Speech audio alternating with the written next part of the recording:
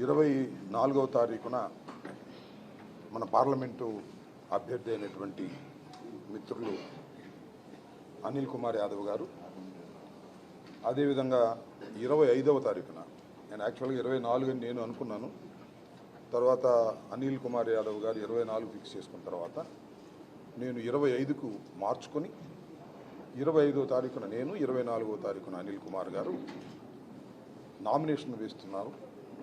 కాబట్టి ముఖ్యంగా 24వ తారీఖున మన సత్తెనపల్లి నుంచి, ఎందుకంటే నరసరావుపేట చాలా దగ్గర మనకు, మాచర్ల వినుకొండతో పోలిస్తే అత్యధిక సంఖ్యలో ఇక్కడ నుంచి మనం వెళ్ళి అనిల్ కుమార్ యాదవ్ గారి నామినేషన్ని విజయవంతం చేయవలసిన అవసరం ఉందనేది ఒకటి. రెండవ అంశం, 25వ తారీఖున నేను వేసే నామినేషన్కి మీ అందరూ కూడా వచ్చి నన్ను ఆశీర్వదించవలసిందిగా నియోజకవర్గ ప్రజల్ని, మిత్రుల్ని, వైఎస్ఆర్ కాంగ్రెస్ పార్టీ శ్రేణుల్ని గ్రామ గ్రామాల నుంచి కూడా తరలి రావాలని మీ ద్వారా వారందరికీ కూడా విజ్ఞప్తి చేస్తున్నాను. దాంతోపాటుగా ఇవాళ జరిగినటువంటి ఈ సమావేశం, ఈ బ్రేక్ఫాస్ట్ కార్యక్రమం, అనిల్ కుమార్ గారు పార్లమెంట్ అభ్యర్థి, దాంతోపాటుగా మేమందరం కలిసికట్టుగా, ఎందుకంటే సత్తెనపల్లి నియోజకవర్గం ఇందాక మన అనిల్ కుమార్ గారు చెప్పినట్టుగా చాలా ప్రతిష్టాత్మకమైన నియోజకవర్గంగా మారింది. కారణం ఏంటంటే తెలుగుదేశం, అదేవిధంగా జనసేన, భారతీయ జనతా పార్టీ మూకుమ్మడిగా వైఎస్ఆర్ కాంగ్రెస్ పార్టీ అభ్యర్థిగా ఉన్న నన్ను అసెంబ్లీకి వెళ్ళకోకుండా ఆపాలనేటువంటి ఒక ప్రయత్నం తప్పులేదు. రాజకీయ పక్షాలు వారి ప్రయత్నాలు వాళ్ళు చేస్తాయి. అంతే స్థాయిలో మన ప్రయత్నాలు కూడా మనం చేయవలసినటువంటి అవసరం ఉంది. ఒక ప్రతిష్టాత్మకమైన నియోజకవర్గం ఇది. ఇంకా రెండో అంశం ఏంటంటే, వైఎస్ఆర్ కాంగ్రెస్ పార్టీలో కొన్ని విభేదాలు ఉన్నాయని, రాంబాబు గారికి టికెట్ ఇస్తే కొంతమంది చేయరని, ఇలాంటివన్నీ ప్రోపగండా జరిగాయి, చాలా పెద్ద ఎత్తున జరిగాయి. కొన్ని సందర్భాల్లో అసలు నాకు టికెట్ రాదనేది కూడా ప్రచారం జరిగింది. బట్ అన్నిటికీ తెరబడింది. నేను 25వ తారీఖు నామినేషన్ వేయబోతున్నాను. అయినా అక్కడక్కడ గుసగుసలు ఏంటంటే, ఆయన చేయట్లేదు, బాసిరెడ్డి చేయట్లేదు, వాళ్ళు చేయట్లేదు అనేటువంటి గుసగుసలు ఉన్నాయి. వాటికి కూడా తెరదీసేందుకే ఈ రోజున మేము అందరం ఇక్కడ సమావేశం అయ్యామని కూడా మనవి చేస్తున్నాం. నిజంగా మరి వెంకటేశ్వర రెడ్డి గారు మాజీ శాసనసభ్యులు 10 సంవత్సరాల పాటు ఇక్కడ రిప్రజెంట్ చేసినటువంటి వ్యక్తి, ఆయన మీదే పోటీ చేసి ఓటమి పాలైన వ్యక్తి మరి నిమ్మకాయల రాజనారాయణ గారు. దాంతోపాటుగా యాస్పిరెంట్స్ ఉన్నారు. భాస్కర్ రెడ్డి గారు ఇందాక చెప్పినట్టుగా నాకు టికెట్ ఇస్తే బాగుండనేటువంటి కోరిక వారికి ఉంది. అలాగే నాగభూషణ రెడ్డి గారికి కూడా ఉంటే ఉండవచ్చు, ఇంకా చాలామందికి ఉండొచ్చు, తప్పలేదు. ఈయన కూడా కాంగ్రెస్ పార్టీ సమయంలో ఇక్కడ పోటీ చేయాలని చాలా ఆతృతపడ్డారు. వెంకటేశ్వర రెడ్డి గారి మీద ఆయన కాకుండా ప్రయత్నం చేసుకున్నారు. రాజశేఖర రెడ్డి గారితో చాలా సన్నిహితంగా ఉండేటువంటి, అక్కడే నాకు పరిచయం. సో యాస్పిరెంట్స్ మనం శాసనసభకు వెళ్ళాలనో, పార్లమెంటుకు వెళ్ళాలనో కోరిక ఉండటం తప్పు కాదు. కానీ ఒకసారి ప్రభుత్వం, ఒకసారి పార్టీ నిర్ణయం తీసుకున్న తర్వాత ఆ నిర్ణయాన్ని ఫాలో అవ్వాలి. అందువల్ల అన్ని గుసగుసలకు తెరదించేసి అందరం ఐక్యంగా వైఎస్ఆర్ కాంగ్రెస్ పార్టీని గెలిపించడం కోసం అటు అనిల్ కుమార్ యాదవ్ గారిని, ఇటు అంబటి రాంబాబు గారిని గెలిపించేందుకు అందరూ సిద్ధంగా ఉన్నాము అనేది ఇక్కడ ఇవాళ ఉన్న సారాంశం. ఆ గుసగుసలన్నిటికీ కూడా తెరదించేసేసి అందరం గ్రామాల్లోకి వెళ్ళి గట్టిగా పనిచేసి వైఎస్ఆర్ కాంగ్రెస్ పార్టీని అత్యధికమైన మెజారిటీతో ఇక్కడ గెలిపించాలి. నేను మొన్న కూడా బైక్ ర్యాలీ అయిపోయిన తర్వాత ఒక స్టేట్మెంట్ ఇచ్చాను. దాన్ని మళ్ళా రిపీట్ చేస్తున్నాను. 2019లో వచ్చిన మెజారిటీ కన్నా ఒక్క ఓటు తగ్గినా అది నైతికంగా పరాజయంగా నేను భావిస్తాను. అందరూ కూడా కలిసికట్టుగా పనిచేసి 2800 పైచిలకు వచ్చినటువంటి ఓట్ల కన్నా ఎక్కువ, 20,800 ఓట్ల కన్నా ఎక్కువ ఓట్లు తీసుకొచ్చి, నాకైతే ఒక కోరిక ఉంది. అసలు మన పార్లమెంట్ నియోజకవర్గంలో సత్తెనపల్లి ఇచ్చినంత బలం అనిల్ కుమార్ గారికి ఏ నియోజకవర్గం ఇవ్వలేదు అనేంత పోటీతత్వంతో మీరందరూ పనిచేయాలని 2 ఫ్యాన్ గుర్తుకు వేసి అఖండమైనటువంటి మెజార్టీతో, ఇందాక చెప్పారు మనకి it's a rare opportunity to Yadava community. A party ఇచ్చేది కాదు, ఒక జగన్మోహన్ రెడ్డి గారు ఇచ్చారు, గుర్తుపెట్టుకోమని మనం చేస్తున్నాం. ఈ నియోజకవర్గంలో 18,000 నుంచి 20,000 మంది యాదవ కమ్యూనిటీ ఉన్నారు.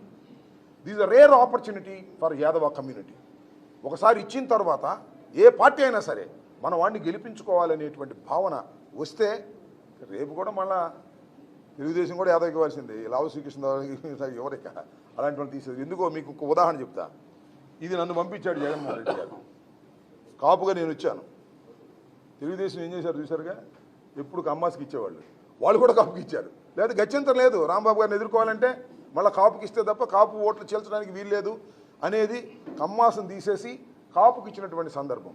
ఇది కూడా అదేనని కూడా ఈ సందర్భంగా నేను మనవి చేస్తున్నా. ఒక్కసారి అనిల్ యాదవ్ గారిని గెలిపించడం అంటే మామూలుగా గెలిపించడం కాదు, ఏ బిగ్ సౌండ్, బ్రహ్మాండమైన సౌండ్ రావాలి, అత్యధికమైన మెజారిటీ రావాలి అన్ని నియోజకవర్గాల్లో. సో ఇది మళ్ళా యాదవులకు ఇస్తే తప్ప గత్యంతరం లేదు అనేటువంటి భావన భవిష్యత్తులో చంద్రబాబు నాయుడు ఉంటాడని నేను అనుకోవట్లేదు. చంద్రబాబు నాయుడు మళ్ళీ రాజకీయాల్లో ఎన్నికల తర్వాత ఉంటాడని నేను అనుకోవడం లేదు. ఎందుకంటే మీ అందరూ చూశారు, ముఖ్యమంత్రి అయితేనే శాసనసభకు వస్తానన్నాడు. ఆయన ముఖ్యమంత్రి కాలేడు, ఈ శాసనసభకు రాలేడు. ఇది ఆ రోజునే చెప్పి ఇవాళ కాదు, నేను శాసనసభలో అదే రోజు చెప్పాను నేను. కాబట్టి ఆ చాప్టర్ క్లోజ్ అయింది. కాబట్టి మీ అందరూ కూడా దయచేసి రేపు జరగబోయే ఎన్నికల్లో చిన్న చిన్న విభేదాలు ఉన్నప్పటికీ, చిన్న చిన్న యాస్పిరెంట్స్ ఉన్నప్పటికీ కూడా వాటన్నిటినీ పక్కన పెట్టి గ్రామాల్లో ఉన్నటువంటి వాళ్ళు కూడా కొంత డిస్టర్బెన్స్ జరిగింది. అవన్నీ కూడా ఏకమై ఒక్క తాటి మీదకు వచ్చి వైఎస్ఆర్ కాంగ్రెస్ పార్టీని, నన్ను, అనిల్ కుమార్ యాదవ్ గారిని గెలిపించి ఈ రాష్ట్రంలో జగన్మోహన్ రెడ్డి గారిని ముఖ్యమంత్రిగా అత్యధికమైన మెజారిటీతో చేయాలనేది నా ప్రధానమైనటువంటి విజ్ఞప్తి. ఆ సందర్భంగానే అందరం కూడా వైఎస్ఆర్ కాంగ్రెస్ పార్టీకి సంబంధించిన అందరం కూడా విభేదాలు ఇవాళతో వదిలేసి ముందుకు వెళ్తున్నామని కూడా ఈ సందర్భంగా నేను చెప్పదలుచుకున్నాను. ధన్యవాదాలు.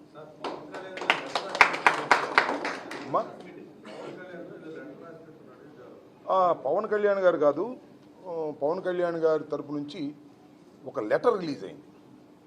అదేంటే పవన్ కళ్యాణ్ గారికి పెద్ద పెద్ద దండలేమాకండి, క్రేన్ల మీద పూలు జలమాకండి, ఆయన నిమోనియాతో బాధపడుతున్నాడు అనేటువంటి ఒక లెటరు నేను చూసి చాలా ఆశ్చర్యం వేసింది. రాజకీయాల్లో నాకు చాలా ఆశ్చర్యం, నవ్వు అనిపించింది. ఏమిటంటే పూలేయొద్దు, మా నాయకుడికి ఇబ్బంది జరిగిద్ది, పెద్ద పెద్ద క్రేన్లతో దండలేయొద్దు, మా నాయకుడికి ఇబ్బంది జరిగిద్ది, మా నాయకుడు నిమోనియాతో ఉన్నాడు. అసలు ఎప్పుడు నిమోనియాతో ఉంటాడు, అతను ఎప్పుడు కూడా అనారోగ్యంతోనే ఉంటాడు. మీరు చూశారుగా, మొన్న జ్వరం వచ్చిందని పిఠాపురం వదిలేసి హైదరాబాద్ వెళ్ళిపోయాడు. ఆయనకి ఎప్పుడు జ్వరం వస్తూనే ఉంటుంది. నేను చాలా సందర్భాల్లో చెప్పా, పవన్ కళ్యాణ్ అనేటువంటి వ్యక్తి సినిమాల్లో పనికొచ్చాడేమో కానీ రాజకీయాల్లో పనికొచ్చేటటువంటి వ్యక్తి కాదు అని. ఒక పట్టుదల ఉండాలి, ఒక విశ్వాసం ఉండాలి. ఆ పట్టుదల, విశ్వాసం ఉన్నది ఒక్క జగన్మోహన్ రెడ్డి గారికి ఈ రాష్ట్రంలో తప్ప మరెవరికి లేదని కూడా ఈ సందర్భంగా నేను మనవి చేస్తున్నాను. ఎంత విచిత్రం ఏంటంటే, రాళ్ళు పెట్టి జగన్మోహన్ రెడ్డి గారిని కొడుతుంటే ఆయన పువ్వులాగా భావిస్తున్నాడు, నవ్వుతూ వెళ్తున్నాడు. గాయమైతే కట్టుకొని ఒక్కరోజు రెస్ట్ తీసుకొని మళ్ళా తన ప్రయాణాన్ని కొనసాగించినటువంటి రాజకీయ వీరుడు జగన్మోహన్ రెడ్డి గారు. మనకు అసలు రాళ్ళు సంగతి దేవుడు, పూలేస్తే రాళ్ళు లాగా తగులుతాయి అంట ఆయనకి. చిత్రమైన విషయం, పూలేది వద్దు, అవి రాళ్ళు అవుతాయి అనేటువంటి పరిస్థితుల్లోకి వచ్చారు. నేను మనవి చేస్తున్నా, జగన్మోహన్ రెడ్డి గారికి రాళ్లు వేసిన పువ్వులుగా భావించే గుండె ధైర్యం కలిగినటువంటి వ్యక్తి జగన్మోహన్ రెడ్డి గారు. పువ్వులు వేసిన రాళ్లుగా భావించే వ్యక్తి పవన్ కళ్యాణ్ గారు.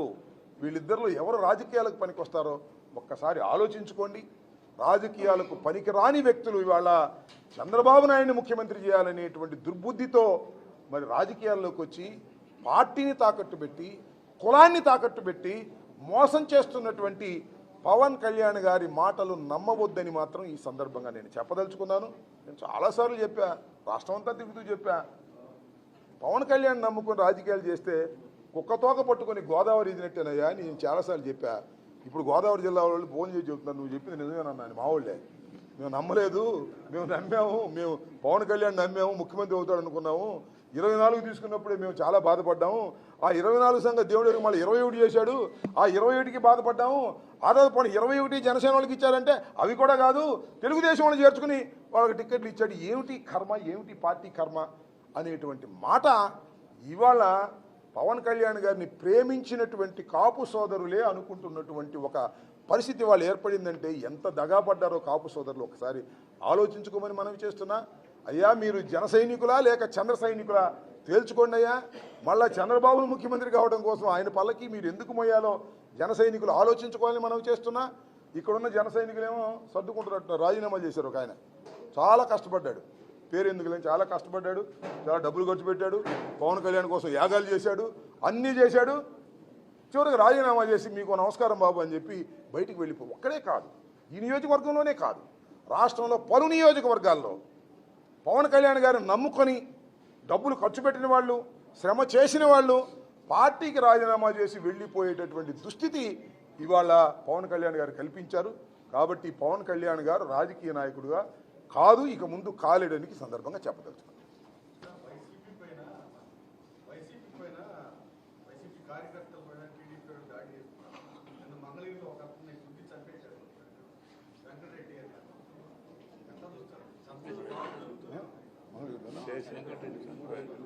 చాలా దురదృష్టం. నేను ఒకటి మనవి చేస్తున్నా,